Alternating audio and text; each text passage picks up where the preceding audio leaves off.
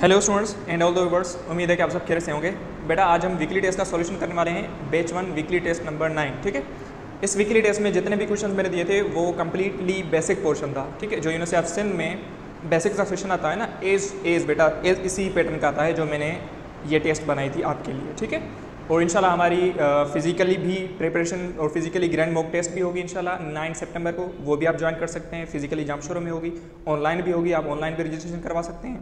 ठीक है, तो बेटा इसमें जो मैंने क्वेश्चंस दिए थे, टोटल क्वेश्चंस थे आई थिंक 125 या 30 क्वेश्चंस थे। ठीक है, तो इनका सॉल्यूशन हम करते हैं।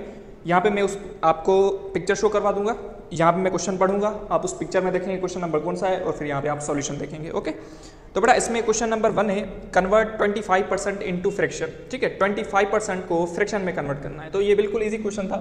जब भी परसेंटेज को फ्रैक्शन में कन्वर्ट करना हो तो आप क्या करते हैं, डिवाइड बाय 100 करते हैं। जब आप डिवाइड बाय 100 करेंगे तो इसका आंसर आएगा 1/4। ठीक है, 25% इज इक्वल टू 1/4। इसके बाद सेकंड क्वेश्चन था, in a wedding ceremony there are 120 people, total 120 people हैं, सही है। 20% आर वुमेन, 20% वुमेन है, find the number of men. अब हमें बताना है कि टोटल वहाँ पे मैन कितने हैं। सही है, अब देखिए बेटा टोटल पीपल कितने हैं, 120, जिसमें से 20% क्या है, वुमेन है। तो अब क्या करें, 20% 120 का निकालें। तो देखें 20% ऑफ 120 जब आप निकालेंगे तो क्या होगा, 0 0 में कैंसिल होगा, 2 12 का 24। तो इट मीन्स 24 जो है ना वहाँ पर वो वुमेन है। अगर 120 टोटल है जहाँ पर 24 अगर वुमेन है तो आप बता सकते हैं ना टोटल बाकी कितने होंगे, 96 मेन होंगे, क्योंकि 120 में 24 सब्ट्रैक्ट कर दें, सिंपल चीज़ थी। ठीक है, थर्ड क्वेश्चन था, the mark price of bag is 1500 if it sold 15% discount. अगर उसकी मार्क प्राइस 1500 है, ठीक है, कितनी है 1500 अगर मार्क प्राइस है, ठीक है, और वो डिस्काउंट पर है 15% डिस्काउंट, तो उसकी आप प्राइस निकाल सकते हैं जो न्यू प्राइस होगी। आप डायरेक्टली इसका 15% फाइंड करें और वो इससे आप सब्ट्रैक्ट करवा दें। ठीक है ना, ये मैंने करवा दिए थे पहले से ही, बिल्कुल इजी क्वेश्चन थे। क्वेश्चन नंबर 4 है, रिड्यूस द रेशो 40:8। 40:8 को इक्विवेलेंट रेशो में रिड्यूस करना है। देखें 40:8, तो अब देखें बेटा इसको हम इक्विवेलेंट में कैसे रिड्यूस कर सकते हैं। इस पे देखें 8 की टेबल जा सकती है 40 पे, 8 की टेबल 5 टाइम, और 8 की टेबल 8 पे कितनी होगी, 5:1। तो इसका करेक्ट आंसर होगा 5:1। उसके बाद क्वेश्चन नंबर 5, बिल्कुल डिफरेंट क्वेश्चन मैंने दिया था कि A:B, क्योंकि बेटा ये क्वेश्चन आई थिंक सो मैंने आपको नहीं पढ़ाया था लेक्चर्स में। A:B 1:2 होता है, तो इसलिए मैंने ये लेक्चर आपको क्वेश्चन जो है टेस्ट में दे दिया था। B:C बराबर है 2:3 के। अब आपको फाइंड करना है A:B:C क्या होगा। तो बिला देखें सबसे पहले आप क्या करेंगे, A:B:C लिखें। अब देखें A:B क्या गिवन है, 1:2, तो यहाँ पे लिखें 1:2। 2:3 क्या है, तो आप यहाँ कहेंगे 2:3। 2:3 B:C है ना, तो B:C हो गया। अब बेटा जब आपको A:B:C फाइंड करना है तो आप इसको इसके साथ मल्टीप्लाई करवा दें, 2 1 ज़ा 2, और इसको इसके साथ मल्टीप्लाई करवा दें, 2 2 ज़ा 4, और इसको इसके साथ करवा दें 2 3 ज़ा 6। तो इसका करेक्ट आंसर होगा 2 4 6। आप इसको डिक्रीज भी कर सकते हैं ना रेशो को इक्विवेलेंट फॉर्म में। जगह 2 की टेबल इस पे 1 टाइम होगी, 2 की टेबल से 2 टाइम होगी, और 6 पे 3 टाइम। तो 1:2:3, 2:4:6 दोनों ऑप्शन करेक्ट थे। लेकिन यहाँ पर मैंने 1:2:3 वाला ऑप्शन अगर मैंने दिया है तो आप रिड्यूस वाले पे ही टिक करेंगे। ठीक है, question number 6, find the value of x in the proportion. आपको प्रोपोर्शन गिवन था, यहाँ पर x की वैल्यू फाइंड करनी थी। प्रोपोर्शन था 2:x, प्रोपोर्शन 4:2। तो बड़ा सिंपली देखें, एक्सट्रीम वैल्यूज़ को एक्सट्रीम वैल्यूज़ के साथ मल्टीप्लाई करें, मीन वैल्यूज़ को मीन के साथ, इनको इसके साथ करें तो 4x इक्वल टू 2 2 ज़ा 4। यहाँ से x की वैल्यू आपको मिल जाएगी, x की वैल्यू थी 1। ठीक है, तो इस तरीके से आप इजीली सॉल्व कर सकते हैं। क्वेश्चन नंबर 7 है, find the third proportion between 2 and 4। Third proportion का मैंने आपको फॉर्मूला लिखवाया था बेटा। थर्ड प्रोपोर्शन का क्या था फॉर्मूला, याद करो, रिकॉल करो, B/B divide by A। Third proportion का ये था फॉर्मूला। अब 2 and 4 नंबर्स हैं तो इनसे आप यूज़ करके इसको A करें, इनको B करके आप इसका सॉल्यूशन कर सकते हैं। Question number 8, a student reads 40 pages in 15 days. अगर 40 पेज रीड कर रहा है 15 डेज में, हाउ मेनी इन 30 डेज। तो बताओ 30 डेज में कितने रीड करेगा। तो बेटा देखें 15 डेज में 30 पेजेस रीड कर रहा है, 30 नहीं 40 आई थिंक सो है ना, 40 पेजेस 15 डेज में 40 पेजेस अगर रीड कर रहा है, तो अगर उसके पास 30 डेज होंगे तो फिर इसका डबल हो जाएगा। अगर 15 में 40 कर रहा है तो 30 में 80 पेज करेगा रीड। सिंपल था। वैसे भी आप इसको रेशो प्रोपोर्शन में सोल्व कर सकते हैं। यहाँ पे इसका करेक्ट आंसर जो होगा वो होगा 80। ठीक है, question number 9, a cyclist cover, बिल्कुल easy question, a cyclist cover 150 metre in 30 seconds. देखें 30 सेकंड्स में कर रहा है 150 मीटर, तो 45 सेकंड में कितने करेगा, ये क्वेश्चन था आपको।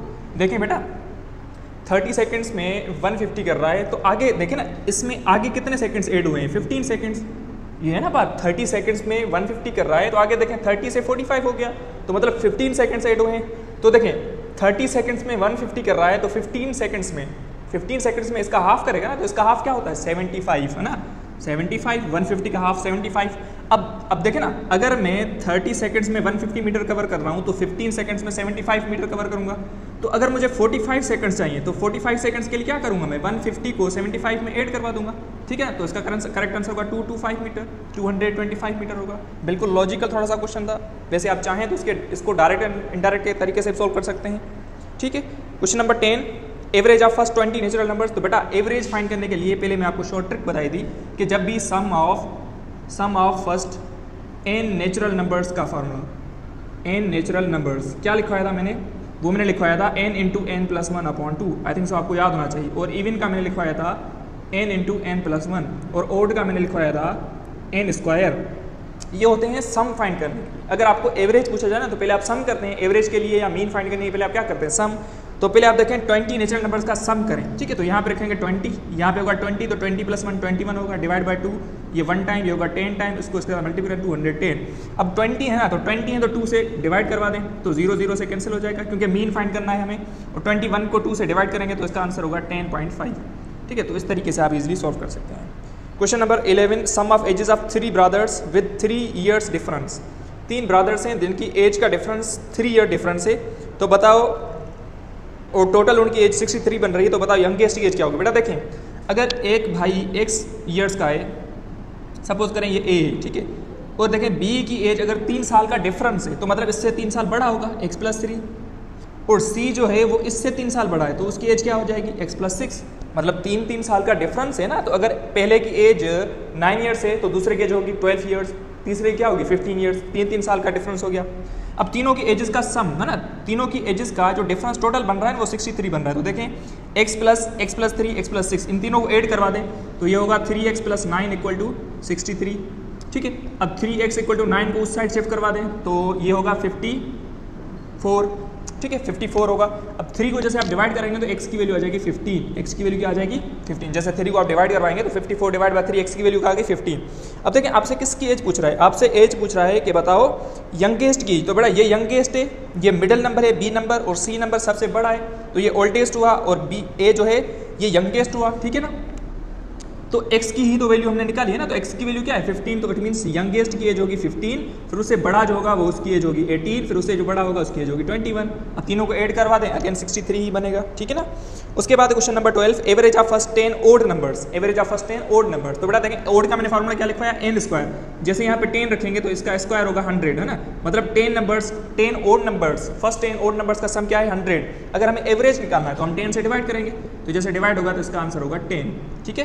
पहले आप सम करते हैं एवरेज फाइंड करने के लिए, उसके बाद आप n से डिवाइड करते हैं। अगर टोटल 10 नंबर्स है तो 10 से डिवाइड होगा, सिंपल चीज़ है। क्वेश्चन नंबर 11, सम ऑफ 11 नहीं 12 भी हो गया। 13, find the number which when increase 3 is divisible by 2 3 4 6। बेटा इसमें देखें मैंने जो आपको यहाँ पर ऑप्शन दिए थे उन पे थोड़ा गौर करें, ठीक है। ए ऑप्शन मैंने आपको दिया था 73, बी ऑप्शन मैंने आपको दिया था 55, सी ऑप्शन में दिया था 57, डी दिया था 77, ओके। अगर इस इन नंबर्स में से हम 3 इंक्रीज कर दें, इंक्रीज मीन्स इनको 3 से ऐड करवा दें, 3 इसमें ऐड करवा दें, 3 ऐड करवा दें, ठीक है ना। 3 मैंने ऐड करवा दिया तो जैसे 3 ऐड होगा तो ये हो जाएगा 76, ये हो जाएगा 60, ये हो जाएगा सर ये होगा 58, और ये हो जाएगा 60, और ये हो जाएगा 80, ठीक है। अब देखें बेटा इसमें से कौन सा ऐसा नंबर है जो 2 से भी डिवाइड होगा, 3 से भी होगा, 4 से भी होगा, 5 से भी होगा। तो मैं आपको शॉर्ट ट्रिक बताता हूँ, जब भी आपको चेक करना हो कि 2 से डिवाइड होगा या नहीं होगा, आप देखें कि उसका लास्ट डिजिट अगर इवन है या 0 है तो वो 2 से डिवाइड हो जाएगा, वो नंबर 2 से डिवाइड होगा।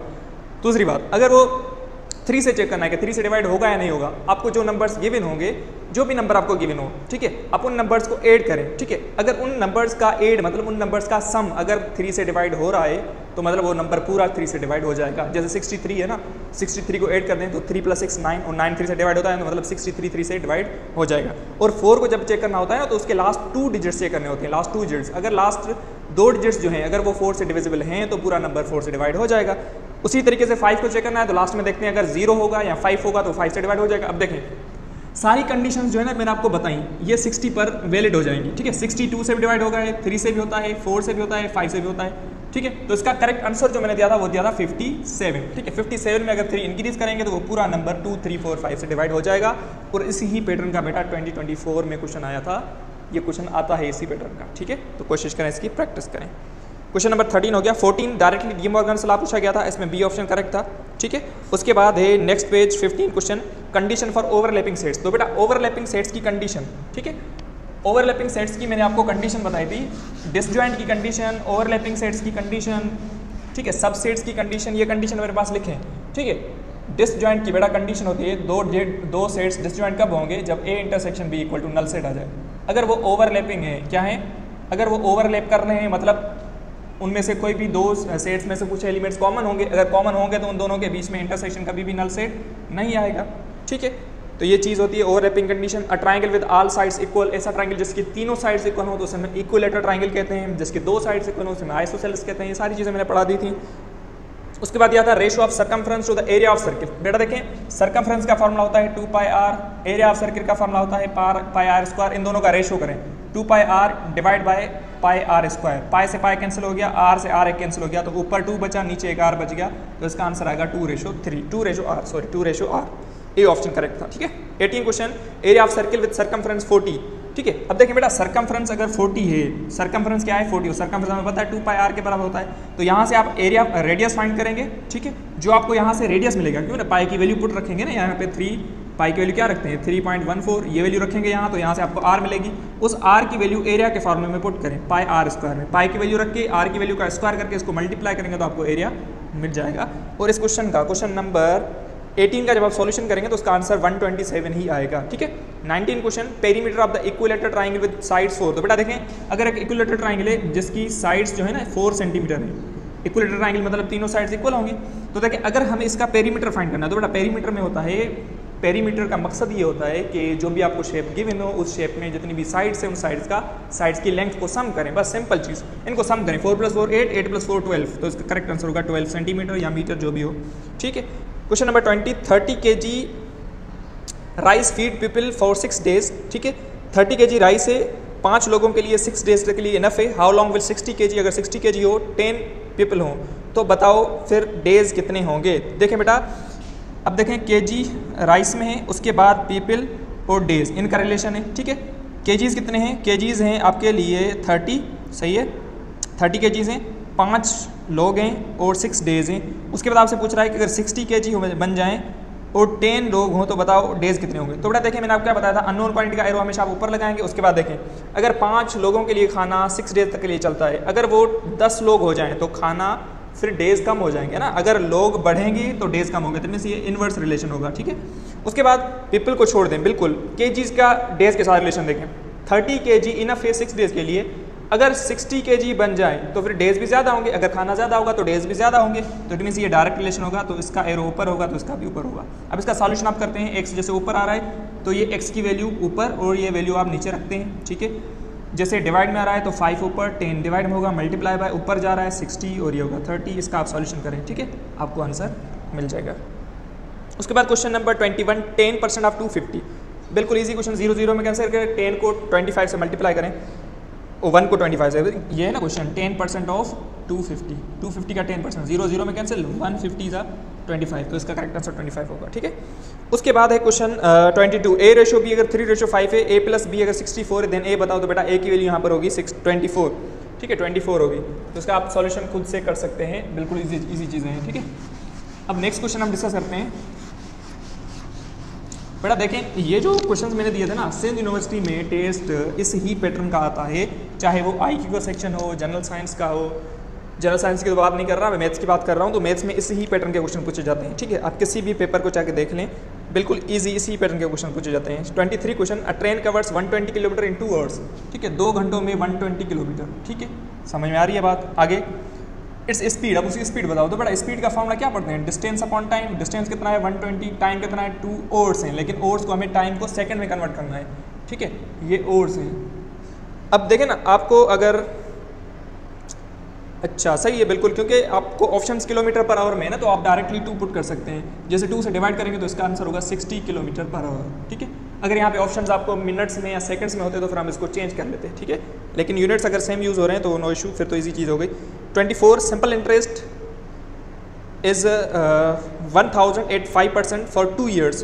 तो बेटा देखें, अब ये सिंपल इंटरेस्ट क्या होता है, इसकी ये चीज़ होती है कि आप ये करते हैं 5% जो है ना, 5% ऑफ, पहले आप क्या करें 1000 निकालें, 5% ऑफ 1000, ठीक है, और ये 5% पर ईयर क्या है ना, पर ईयर का टैक्स है, आप ऐसे कर लें, ये इंटरेस्ट पर ईयर का है, मतलब एक साल में 5% इंटरेस्ट है। अगर 2 साल हो रहे हैं तो फिर इंटरेस्ट भी डबल होगा, तो इसको आप 2 से मल्टीप्लाई करवा दें, ठीक है। अब देखें 2 मल्टीप्लाई बाय 5% को डिवाइड में ले जाएं, इंटू 1000 होगा, 2 जीरो इसमें कैंसिल कर दें, 2 इंटू 5 इंटू 10, इसका आंसर जो होगा वो आपको मिल जाएगा 100। क्या होगा 100, तो इसका इंटरेस्ट होगा 2 ईयर्स के लिए 100। तो इस तरीके से आप इजीली सोल्व कर सकते हैं, ओके। अगर यहाँ पे 3 ईयर्स होते तो हम यहाँ पे 3 से मल्टीप्लाई करवा देते हैं, ओके। उसके बाद 25 एलसीएम ऑफ 6 and 8। तो बेटा एलसीएम 6 and 8 का एलसीएम किस तरीके से फाइंड करते हैं, 2 3 4, 2 3 पे नहीं होगा 2, 2 3 पे नहीं होगा 1, और ये होगा 3 पे 1। इनको जब आप मल्टीप्लाई करेंगे 2 इंटू 2 इंटू 2 इंटू 3, ठीक है, तो देखें 2 2 ज़ा 4, 4 2 ज़ा 8, 8 3 ज़ा 24, तो इसका एलसीएम होगा 24।